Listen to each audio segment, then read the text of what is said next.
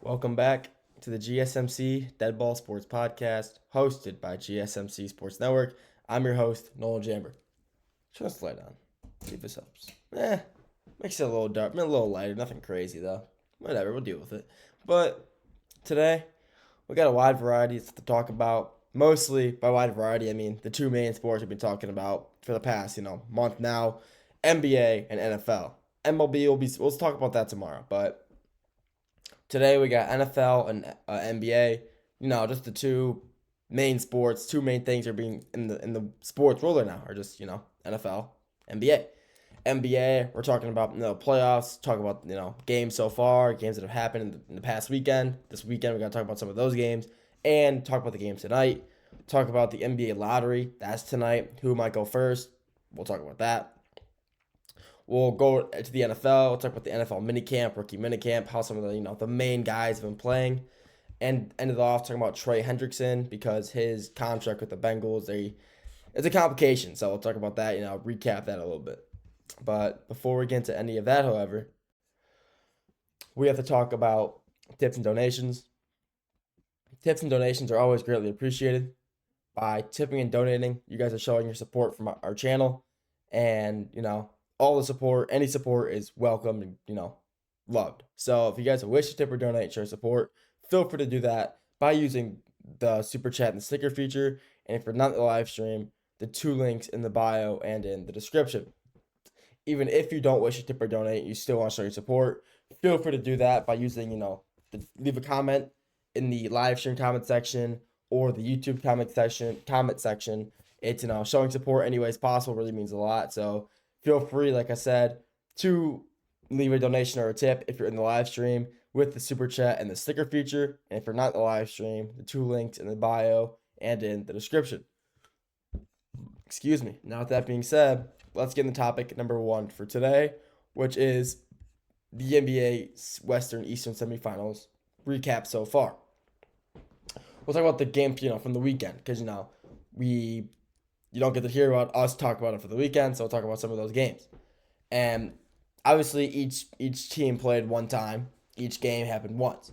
And in my opinion, the best game of the weekend was the Denver Nuggets Oklahoma City Thunder game that went to overtime. When Denver, they played last night, and it's now tied 2-2.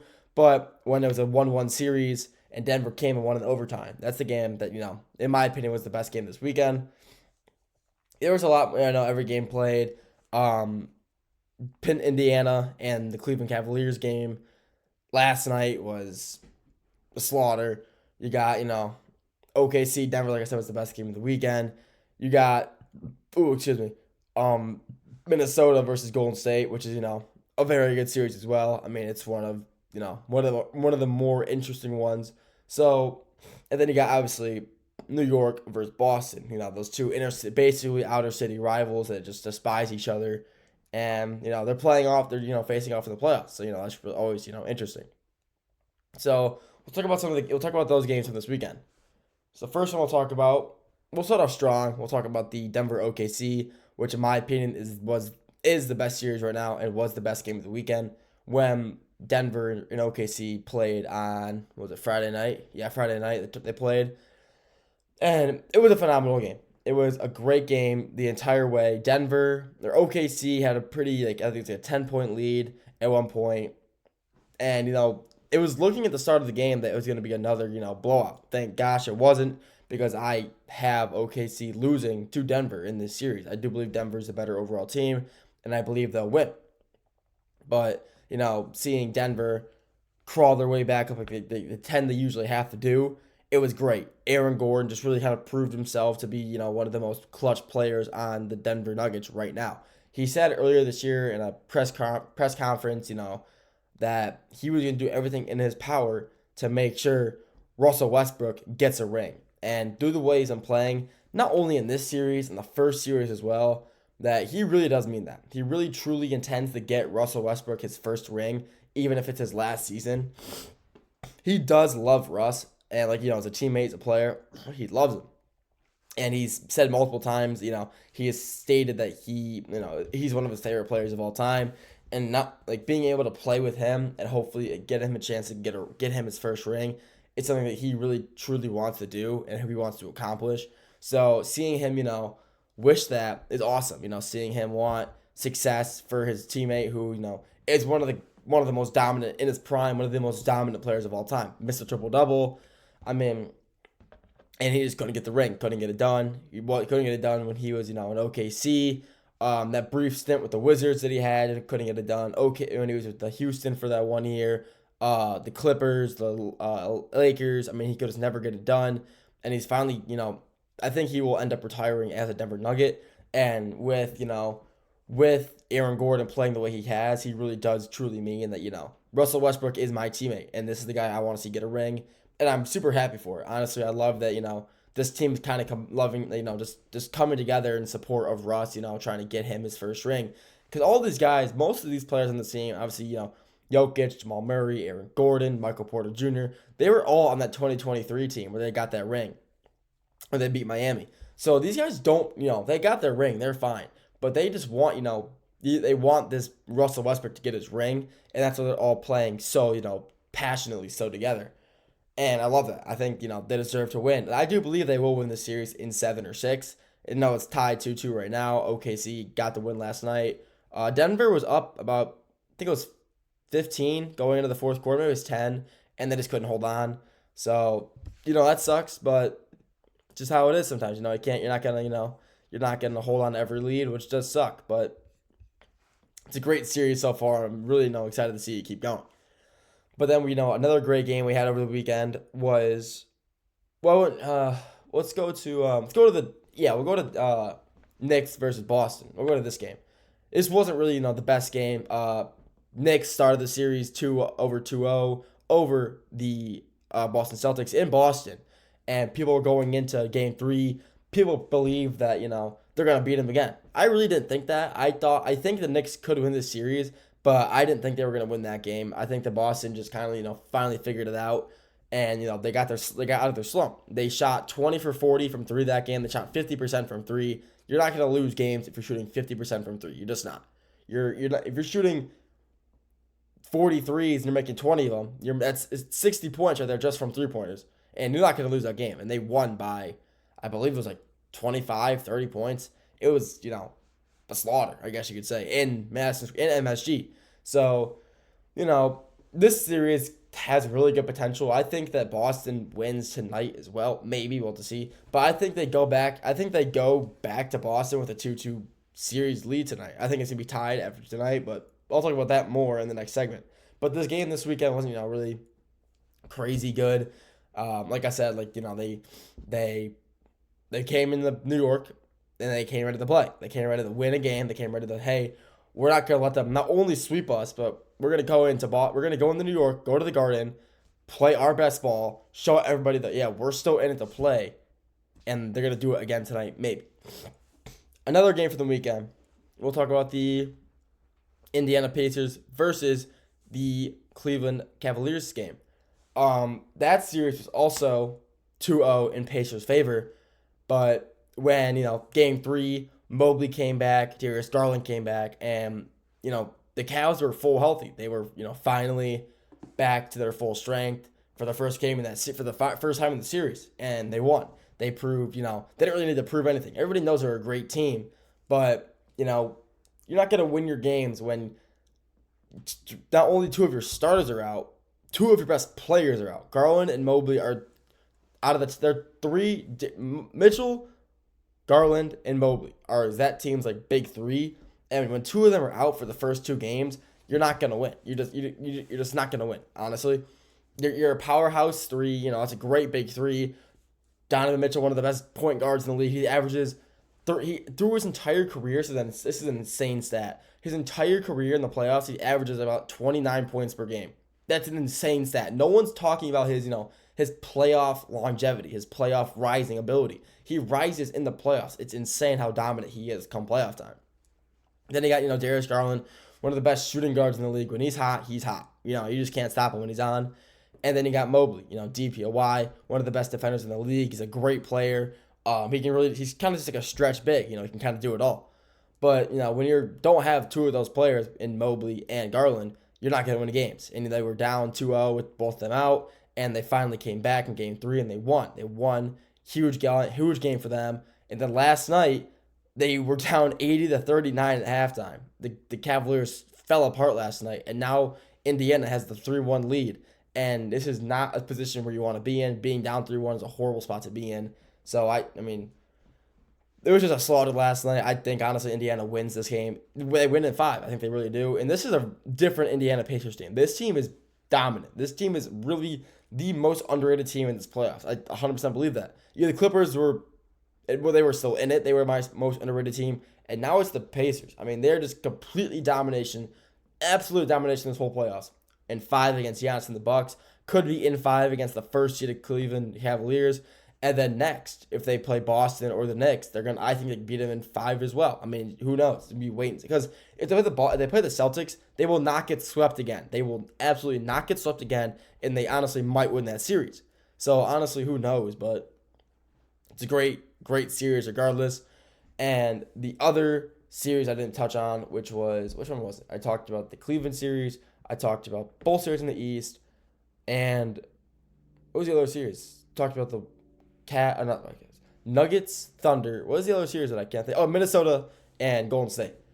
This series is so, weird. Because, I wouldn't say weird, but this series is just so kind of, I wouldn't say bland, but it's not really, that spectacular. I know none of the stars are really playing to their star potential, and they're just kind of an underwhelming games, They play tonight with Minnesota have a 2-1 lead. So Steph Curry could be coming back at next game, and if Golden State can hold on tonight, they will be now getting Steph Curry back with a 2-2 split. So we'll have to wait and see how that comes. But, that series has been kind of bland, I'm not going to lie. It's been kind of a boring series to watch. Nothing really exciting. So, I mean, Rudy Gobert, he's been, playing good. I thought he'd be playing a lot better because he just absolutely dominates in the paint. He's on Looney. Javon Looney for the Warriors, who, not really a big-time player. He's not a big name, I guess you could say. So I thought he'd be having a lot more success, but he really isn't. So I'm kind of surprised. But this weekend had some great games to it, and honestly, I'm just happy I was able to watch all of them. They were all great games, and that's all I can really say.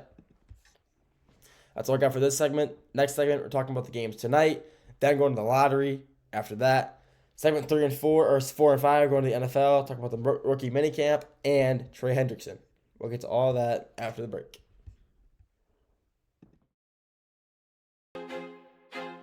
I feel like I'm losing my mind. Is everybody in the world blind? Please, Lord, give me a sign, a sign. I feel like I'm losing my mind. Is everybody in the world blind? Please, Lord, give me a sign, a sign. I wanna be the greatest. Everybody on the fake shit. I look around and feel like everybody is the fakest. I make this every day and I'm impatient, hoping one day I blow up from the basement. Statement, the top is so vacant. I don't hear shit that I think is amazing. Waiting for my day when I'm playing sold out shows for 1,000 faces. Hey, give me that crown, get in my way and to be put down. It ain't your place, all this my town. If I want that shit, then I'll get it right now. I'm losing it, the noose it fits, I'm losing shit. A stupid myth, you choose to live or choose to dip. You choose to fight or lose your grip and lose a gift. I feel like I'm losing my mind. Is everybody in the world blind? Please, Lord, give me a sign, a sign. I feel like I'm losing my mind. Is everybody in the world blind?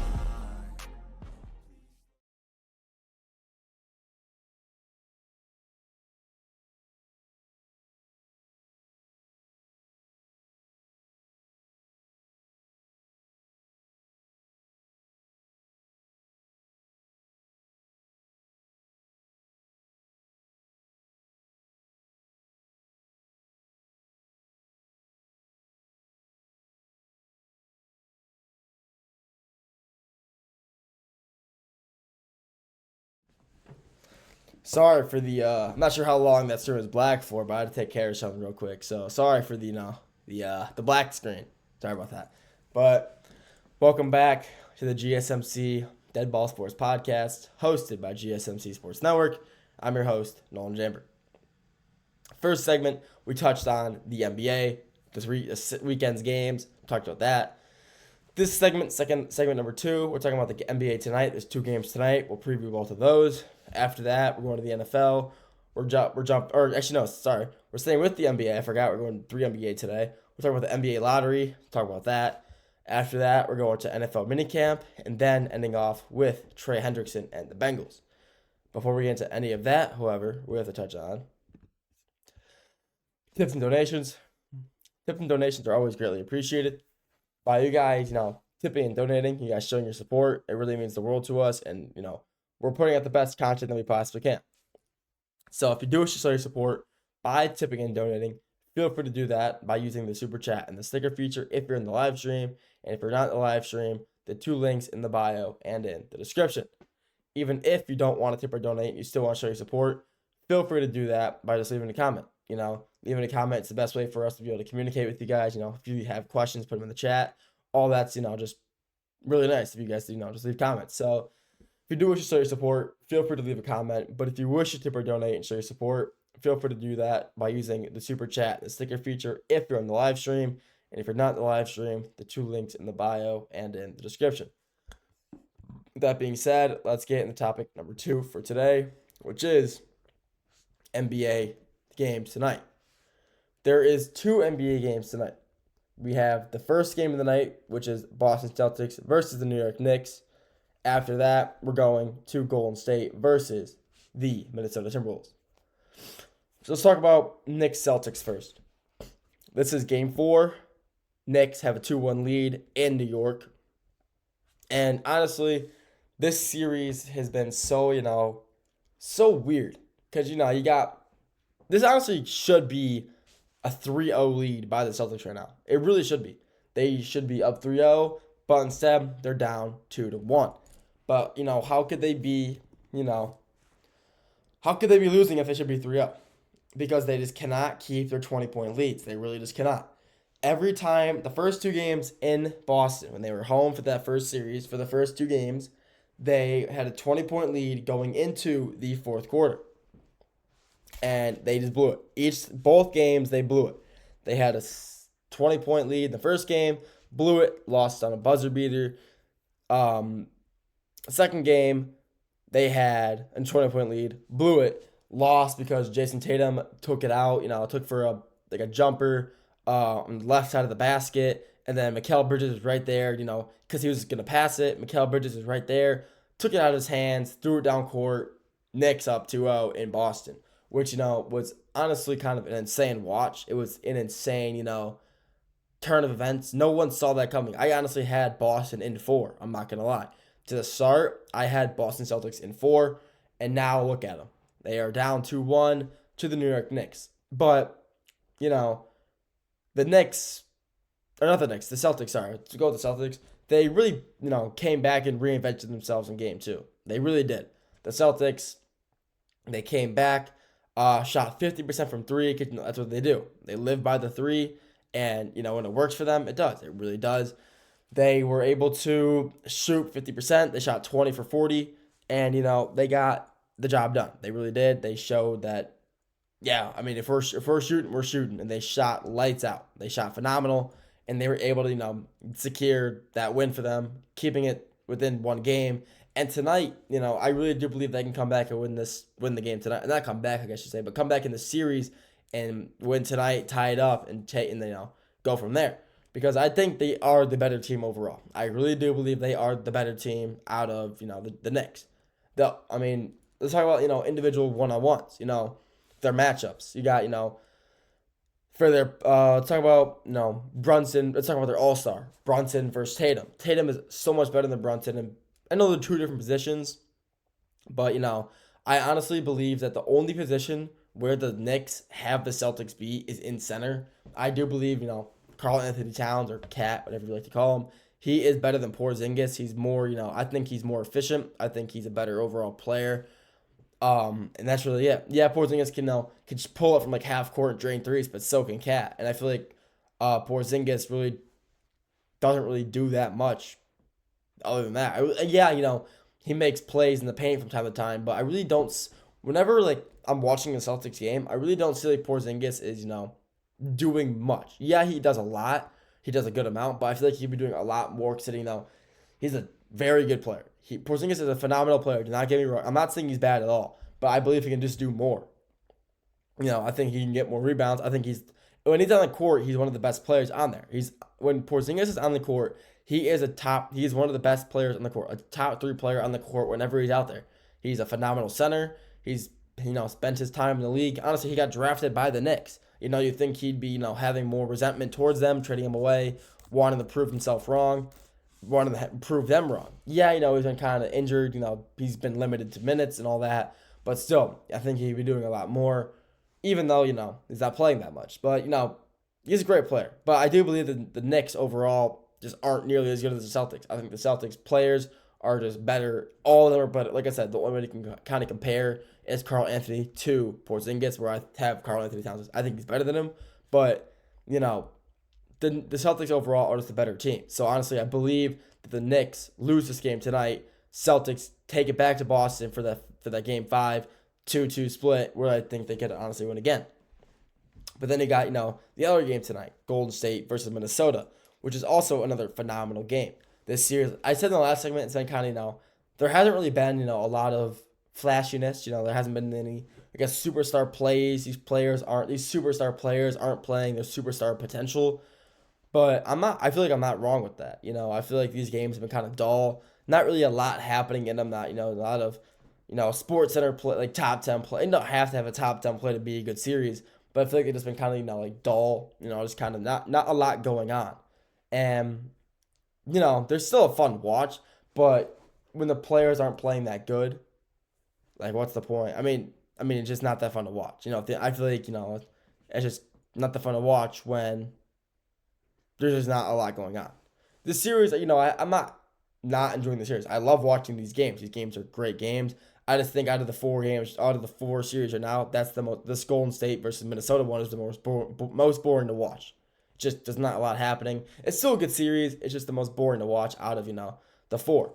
But it's gonna be interesting. Steph Curry, he's still out tonight. He should be back for Game 5, and the Timberwolves, they've kind of not wanting to take advantage of it, but when Minnesota's up 2-1, they're up 2-1 on them, and tonight the Warriors kind of need to put their foot in the ground and play good basketball. They need to win tonight to keep them in this. I don't believe Steph Curry can take them, come back with them down 3-1. I don't believe Steph Curry can't do all of that. He's a great player, don't get me wrong, but I just don't believe he's good to be able to do it. I really don't. He's a great player, but I don't think he's good enough to take them back 3-1. He's not that good. But yeah, they have to win tonight to keep them back in the race. Even any team down 3-1, even you have obviously like LeBron James. I mean, yeah, he came back down 3-1, one of the most insane comebacks of all time. But that's a once in a generation type of thing. That'll never happen again, most likely. But if the Warriors are able to come back down 3-1 with Curry, I'll take this entire segment back. I'll just go back and delete it, pretend it never happened or something like that. But you never know, honestly. But I think the Warriors, this is a must-win game for them tonight. They need to be tied 2-2. And if Curry comes back next game, they honestly could take a 3-2 lead on them. But who knows? I mean, who knows? We'll have to wait and see. But this is a must-win game for the Warriors tonight to be able to, keep it in the race. That's all I got for you guys in this segment. Next segment, sticking with the NBA, talking about the NBA lottery. After that, we're going to NFL, talking about the minicamp and rookie minicamp, all that stuff. And then after that, ending on Trey Hendrickson. We'll get to all that after the break.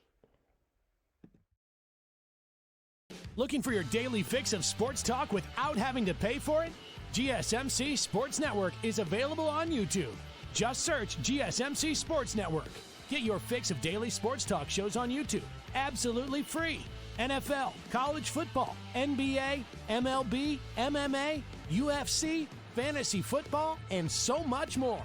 GSMC Sports Network has shows running all day long, with new sports shows starting every 2 hours. Just like on your favorite cable sports channel, except GSMC Sports Network is absolutely free. Just search GSMC Sports Network on YouTube to catch one of your new favorite shows, like the GSMC College Football Podcast, Chip Shot Football Podcast, Hoops and Heels Women's Sports Podcast, GSMC Basketball Podcast, and so many more. Check it out for yourself. GSMC Sports Network, now available on YouTube absolutely free. Search GSMC Sports Network on YouTube right now.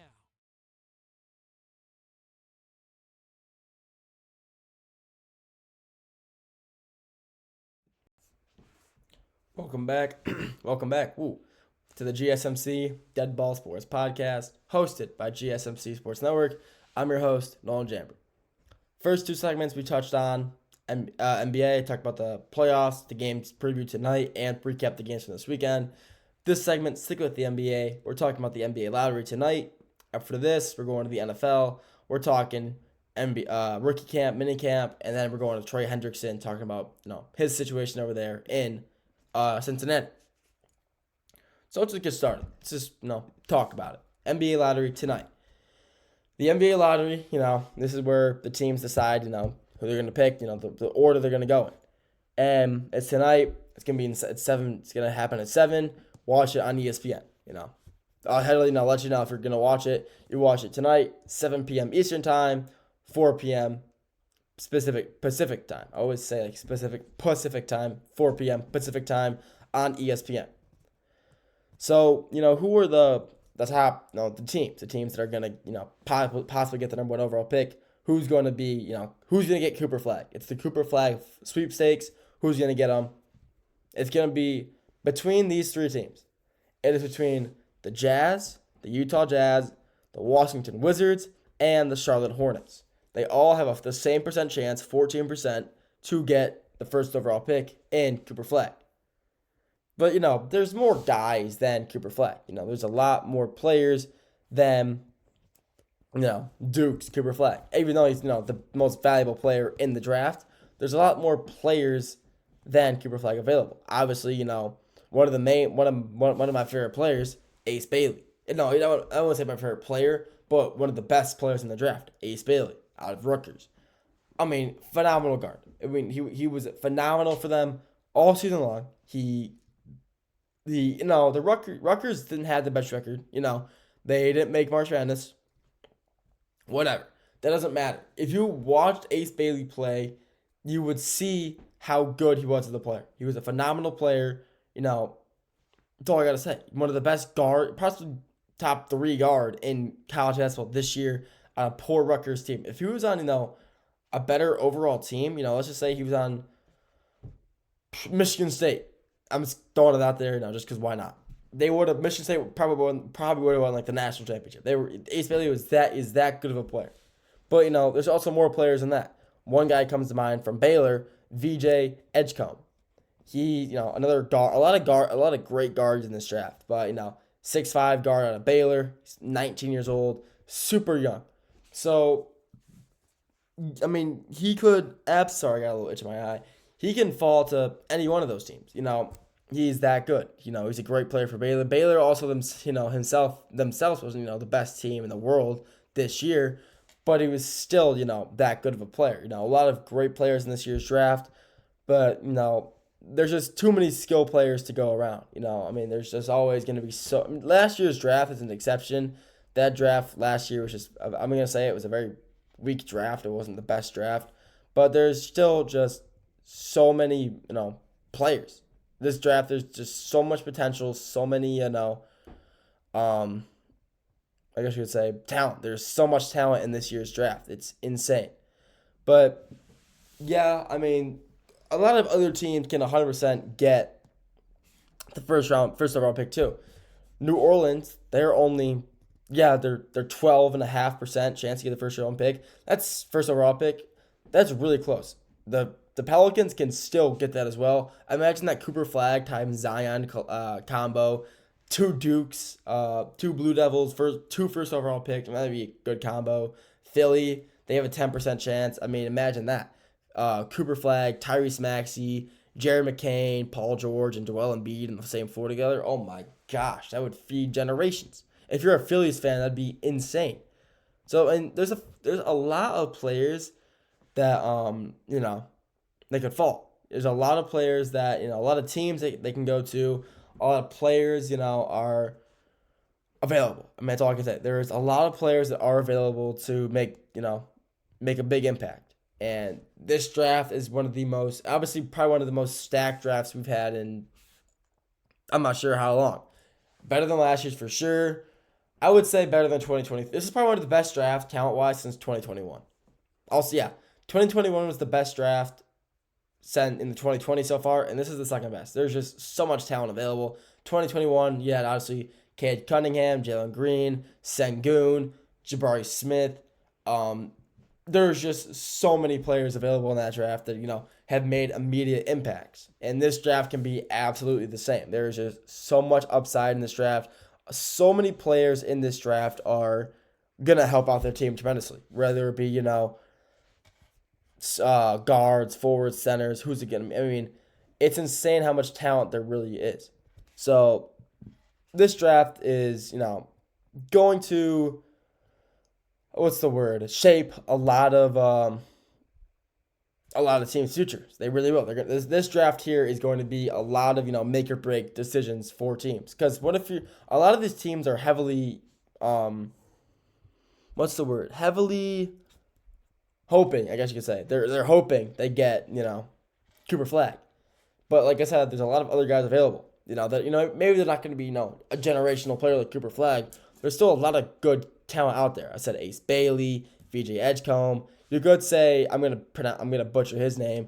Con Canopel out of Duke, another Duke player, another guard out of Duke. I mean, he was a great guard for them. Showed up a lot. Showed up very very heavily for Duke in March Madness. Obviously a Michigan State alum now, a Michigan State player from last year. Jason Richardson's son. Phenomenal player for Michigan State. I can see him being a top 10 pick this year as well. I mean, I think he might end up falling to, Atlanta or Dallas, wherever these teams land. But this is going to be, like I said just already so many times in this segment, this draft here is going to shape a lot of teams' futures. And I mean a lot of teams' futures. There is so much talent, upside, potential, whatever you want to say, in this draft that there's just too much. Even though there's, so much talent, no matter what pick you get in the top 10, you're going to get an absolute dog of a player, no matter where. There is so much talent in this year's draft that you can be a top 10 pick or a top 15 pick, whatever, 16, and you're still going to get a great player out of whatever school you desire. There's just that much talent. You can get a big, a forward, a guard, it doesn't matter. There's just so much talent in each position of this year's draft that your future, even if you don't get, the Cooper Flag sweepstakes, even if it doesn't work out for you, you'll be fine. There is just still so much, talent that it doesn't matter. It really doesn't. So, yeah, like I said, who do I think he's going to get the first overall pick? Talk about that a little bit. So, like I said, the top 3 picks as of right now, they all have a 14% chance of hitting, which is the Charlotte Hornets, Utah Jazz, and Washington Wizards. But who do I think would fall? Who do I think would be the best fit for Cooper Flag? I guess we'll talk about that. Who would have the best fit for the Cooper Flag out of those 3 teams? Honestly, I'm gonna say the Utah Jazz. I think the Jazz with Cooper Flag would be one of the, honestly, a very, very dangerous team. Jordan Clarkson, Walker Kessler, Cooper Flag. That would, Kyle Filipowski. That would be an insane starting 5. I know it's only listed 4 players. That's they're big 4 players, I guess you should say. And that's a very, very good starting 5. I think the Jazz would honestly benefit from him the most. I think him going to Charlotte would do absolutely nothing for him. I think any player who goes to Charlotte, I just don't see succeeding. You got LaMelo Ball. Yeah, he's a great player, but he's had no success in his career, playoff wise or anything like that. And I believe that him going to Utah, I think that'd be the biggest chance for him to succeed. If they get Cooper Flag, if the Jazz get Cooper Flag, I see them being a play-in team this year. I think they're a good enough team with him because they were tanking half the season. They were tanking since honestly probably December to try to get him, and it was very noticeable. They're having Walker Kessler shoot threes. He doesn't shoot threes. He doesn't. But they I think they 100% benefit the most getting him. He would just help them a lot in every aspect, and he would be the one to help them take them to a play-in, maybe playoffs. I think he's just that good of a player, and the team around him would support him the most. Honestly, the Wizards team on paper is a great team. Honestly, Jordan Poole, Marcus Smart, Sadiq Bey, Alex Sarr. That's a good Chris Middleton. That's a good team on paper. But they're just, I wouldn't say a good team. They're a decent team on paper. But I just don't see them benefiting. Any team would benefit from getting him. But I think the Jazz would benefit the most from getting Cooper Flag in this year's draft. And I hope they do. I think he'd fit in there great. Honestly, I do. So that's all I got for this segment. Next segment, we're going to the NFL, kicking over there. Talk about the NFL minicamp. After that, we're going to go to end it all talking about Trey Hendrickson and Cincinnati. So we'll get to all that after the break.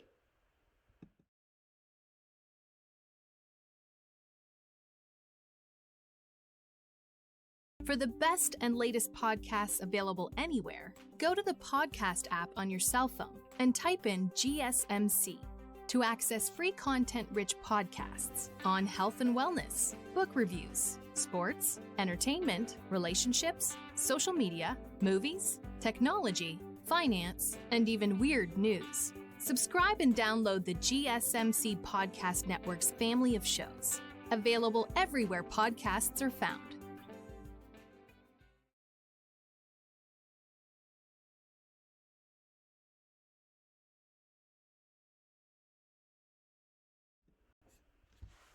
Welcome back to the GSMC Dead Ball Sports Podcast, hosted by GSMC Sports Network. I'm your host, Noel Jammer. First three segments, talking NBA. We talked the playoffs so far, previewed the games for tonight, and talked about the lottery tonight. Now we're at the NFL. We're talking about minicamp, some news coming out of minicamp so far. Then after that, we're going to end off talking about Trey Hendrickson and the Bengals. So, NFL minicamp. It started. It's been going on for the past 2 days now, and there's been a lot of news, I guess you could say. A lot of news out of Cleveland, New York Giants, Buccaneers. It's been, a lot of good news. So let's talk about, and just good news that I want to talk about. So let's talk about it. First thing I'll talk about is, sorry, it's something on my tongue. No idea what that is. First thing I'll talk about, the Browns. A lot of the social media, article writers, all those people in Cleveland have been kind of trying to tear Dylan Gabriel and Shedeur Sanders apart. They're trying to, kind of break them, I guess you could say. Try to, what's the word? I guess trying to diverge them. They're always asking the two, who's better? Who do you think? If you're been following along with that, you can probably see that the Browns' social media is trying to, tear them apart. And it's honestly very sad to see. You don't really see a team in the NFL take two quarterbacks in the same draft. You really don't. You don't ever see that. Especially, almost back-to-back rounds in 3 and 5. Kind of surprising. But they're both great quarterbacks, don't get me wrong. So, why are all these social media, people, why are they all trying to tear them apart? In a interview, they are asking, Shedeur, oh, Dylan Gabriel's hands are too small. Are you going to take advantage of that? Why are you trying to tear these two guys apart?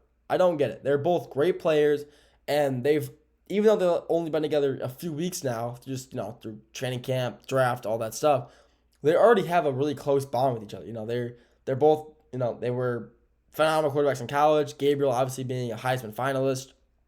And they both obviously have a lot of respect for each other. They both had great seasons. Oregon made it to the Big Ten Championship and the playoffs. Travis Hunter and, Shedeur Sanders had a great season out of Colorado, a huge improvement from 2 seasons ago when they only won 3 games.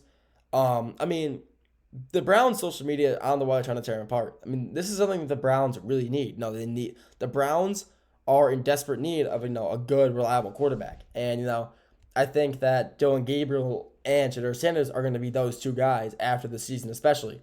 I think after the season, their whole house will be, I think Joe Flacco will be gone. I think he might retire. Kenny Pickett, I think he'll be gone by midseason. Deshaun Watson, he's not playing. He's basically he's just taking up money now. But this is a big year for these two. They're both fighting for that spot. That backup spot behind Joe Flacco, who's probably going to start over both, who will be the starter most likely, who I think will be the starter. And these are, it's a huge season for both of these guys. Coming in drafted, and they're both fighting. So why is the media trying to tear them apart, even though they're trying to make a name for themselves? Especially Shedeur. Shedeur has a lot of, what's the word? What is the word I'm looking for? Shedeur has a lot of, I guess you could say, I'm not really sure the word I'm going for, but he has a lot to prove. That's what we're trying to go for. He has a lot to prove. I wouldn't necessarily say that. He's a great player, but, he's got a chip on his shoulder. That's what I'm looking for. He's got a chip on his shoulder, being taken the 5th round when he's projected, a first-round pick. It's a huge drop-off, and he's looking to, come back and bounce back off this. And this media, it's not good, them trying to tear each other apart, but it's giving them, motivation to be better. Not try to compete against one another, but to be better players and better teammates. Just be a great team, work hard, work together. And I think this can be good for both of them, but it's also going to tear them apart. But But these guys are both great quarterbacks, and they both can see that. So I think this honestly will only bring them closer together, and they're both going to help each other find flaws in their game to help improve each other, which I think is great. Another thing I'll talk about, more quarterback situation, Jackson Dart. It's confirmed that he's going to be the third string at the start of the season behind, Wilson and Jameis Winston, which I think is great. Sitting out a season is never a bad thing. It really is not. I wouldn't say a season. Maybe they both get hurt or they both, play poorly, so he steps up. But I think this is a great thing for him. I think him, sitting behind two phenomenal all-time quarterbacks, behind Russell Wilson, one of the greatest of this generation, and Jameis Winston. He's kind of like a goofball, funny guy, but he's the all-time Bucs passing leader, and he's a great quarterback. He just makes some questionable throws here and there, but they're both great mentors for him to look onto. They both had phenomenal careers, and it's great for him. They're also working on trying to fix his snap count. They're going because if you watch that Coach Gruden video, or maybe you just follow him in general, that Ole Miss, his snap count was just clapping. That's all it was. He didn't say hike. He just clap, and they're gonna try to work on that. They're trying to get him to say the snap count instead of just clapping, because in the NFL that probably won't slide. It could be a lot more difficult. Defenses can read it a lot easier, so they're going to set hut green 48, all that a proper a normal cadence count. So him sitting behind, like I said, these two all-time quarterback. I wouldn't say they're both all-timers, but very respected, well-respected, well-tenured quarterbacks. Vets of the game. This is only going to be great. This is great for him. He's getting that experience, and he's going to learn behind two really good quarterbacks, and he will be a great quarterback by the time it's time for him to step up, which I believe if they play poorly, he'll step up, but he could be the starter by next season, depending on how well they do this year. So I'm looking forward to that. The final thing I want to talk about for minicamp, Shiloh Sanders.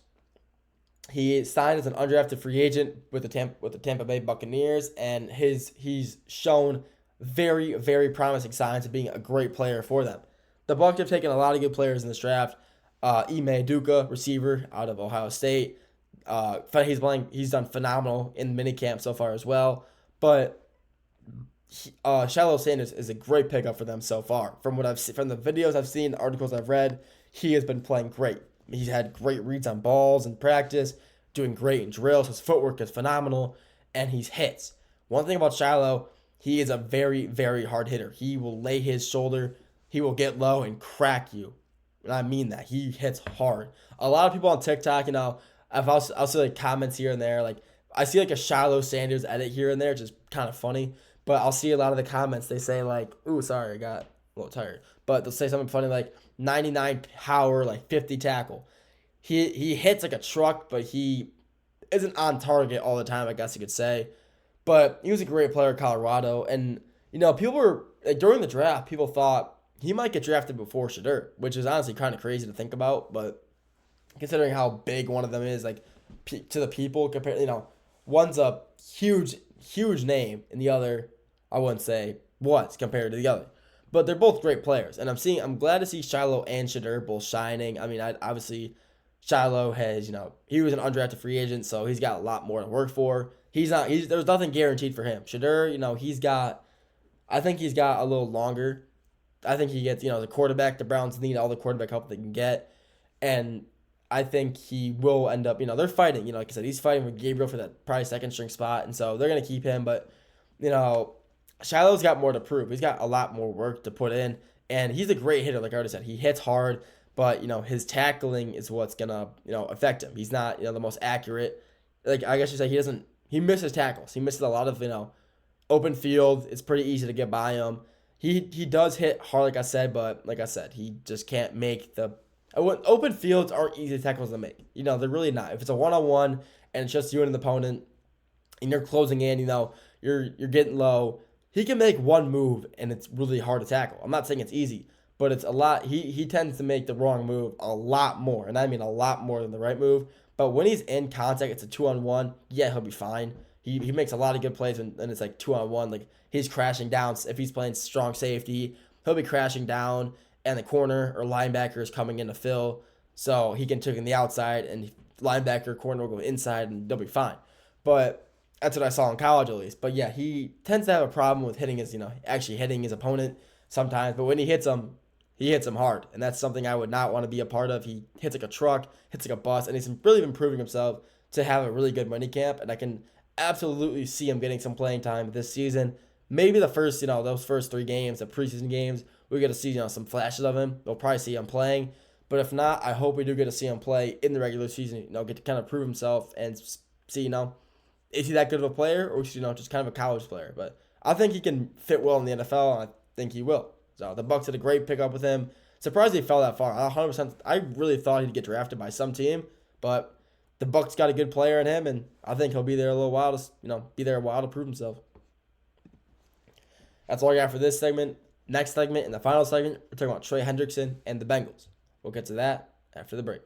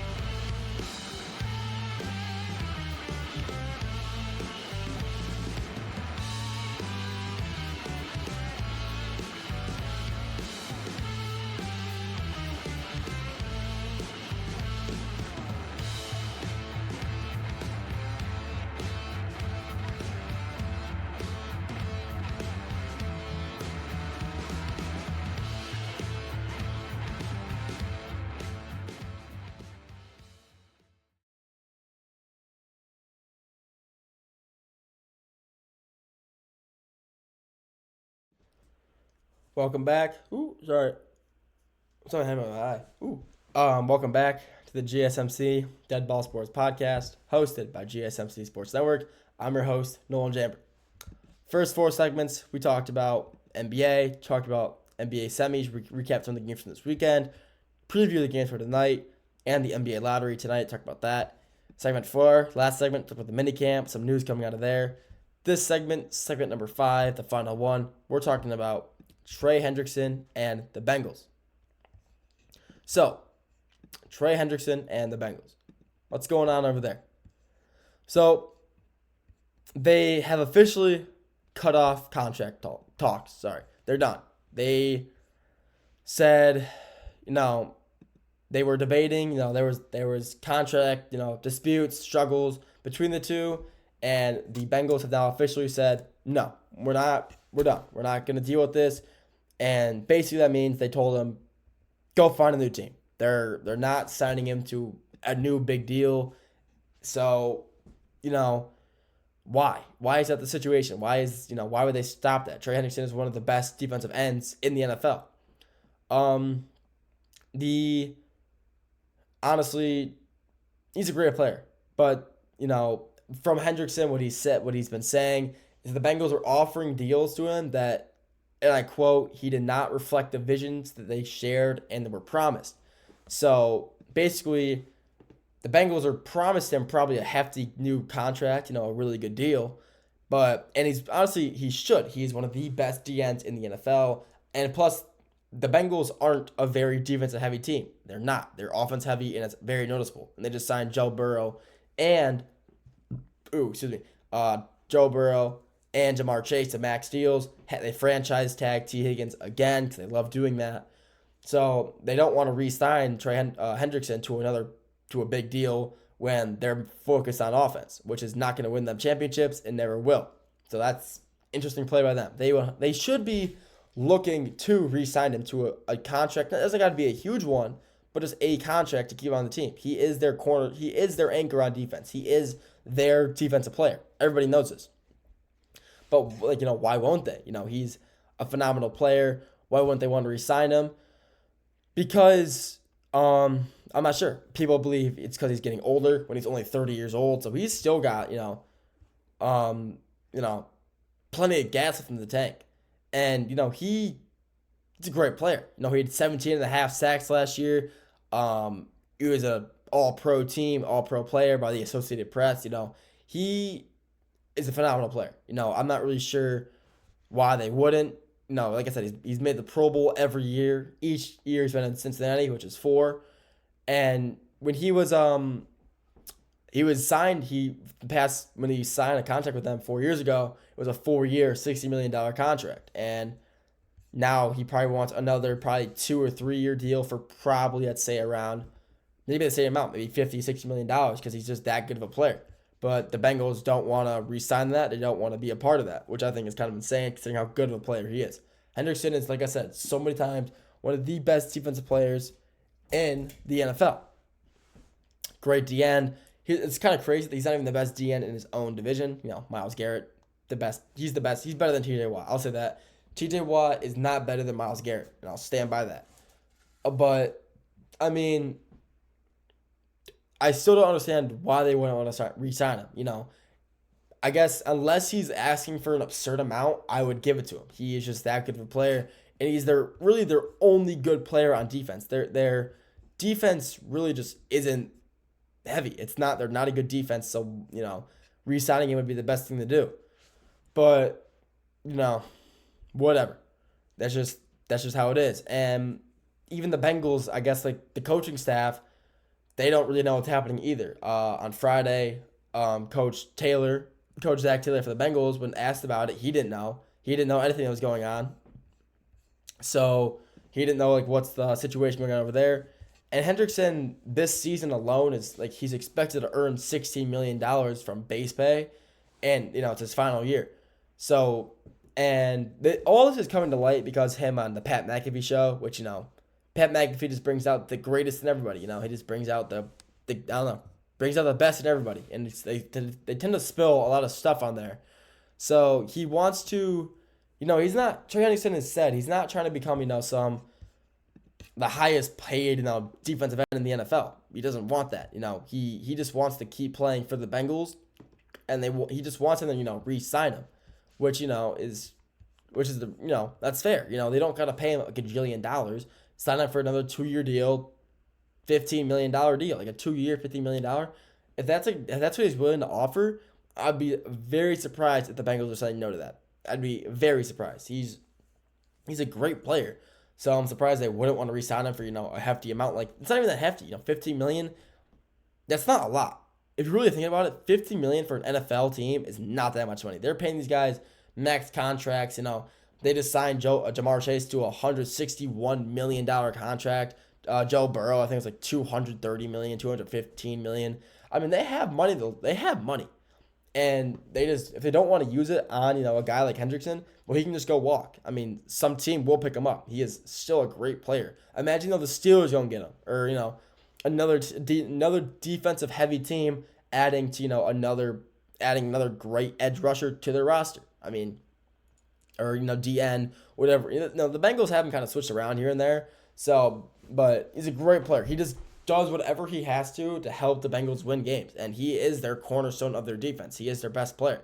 So at the end of the day, they should re-sign him at the end of the season, for another, I'd say 2-3 year deal, $15 to $20 million, and leave it there. I mean, it's not that much. They have money to spend, so why not? But they're losing a great player. If they choose not to re-sign him, it would be absolutely just not a good idea to not re-sign him. He's just that good of a player. But at the end of the day, I'm not the GM of the Bengals, so yeah, I mean, don't ask. I'm not the GM, so I really wouldn't know what's right to do. But that's my opinion. I think, re-signing him would be the best thing for them. But will they do it? Who knows? I'm not the GM, but if they were smart, I do believe they would, or he will go walk to a team that is willing to pay him a lot of money. And honestly, go for it. If you're going to get paid, let's say the Niners go and get him for 3 years, $30 million, $40 million. Yeah, go. I mean, unless the Bengals are going to match that, I mean, go. Get out of there. The Bengals really, I wouldn't say they're not going anywhere, but last year they had to crawl their way up back through the regular season, and they didn't make the playoffs. They started off poorly, and they had to crawl their way back, and they lost. And they won that final game, I think it was the Browns. They beat the Browns, but they needed the Chiefs to win, and the Chiefs sat everybody. And so they lost because the Chiefs didn't play anybody. And, if they want to not be in the situation, you want a guy to, anchor on your defense, be your defensive, the heart of your team on the defensive side of the ball, re-sign him. So you're not in spots like that. Keep him available, keep him on your team, so something like that doesn't happen again. But like I said, let's say he walks, they have nobody on defense. I believe Eli Apple's still there. That's probably their other big name player, I guess, but he's not that good. So, and yeah, they made it to the Super Bowl 2 years ago, but they didn't win, did they? They have never won an NFL Super Bowl championship, whatever. I don't think they ever won a championship either, when that was a thing. I don't think they never won a Super Bowl. And if you don't, get defensive players like Hendrickson or other, guys available, you're not going to win a game. You're not going to win the big one. You just never will. So they should re-sign him, but will they? I doubt it, because the Bengals just are so heavy on the offensive side of the ball. They just don't care enough about their defense. And they need to come and realize that if we're not going to send anybody on defense, we're never going to win a championship. We'll never win the Super Bowl, never get the Lombardi, and we'll just be kind of mid for a while. So they should re-sign them, but will they? Probably not. That's all I got for you guys today. Thank you for tuning in to this episode of the GSMC Deadball Sports Podcast, hosted by GSMC Sports Network.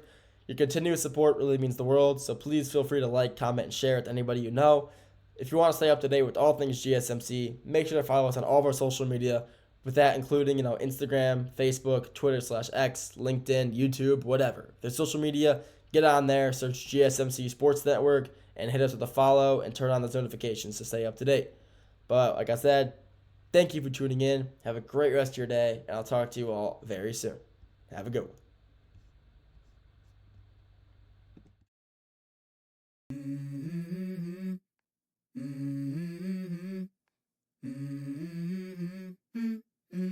Let's go. I wake up to a little bit of drool on my pillow, feel like it's gonna be a bad day. Yeah, I'm tired of shit, and the coffee ain't hit yet, damn, ain't that great. I don't wanna go to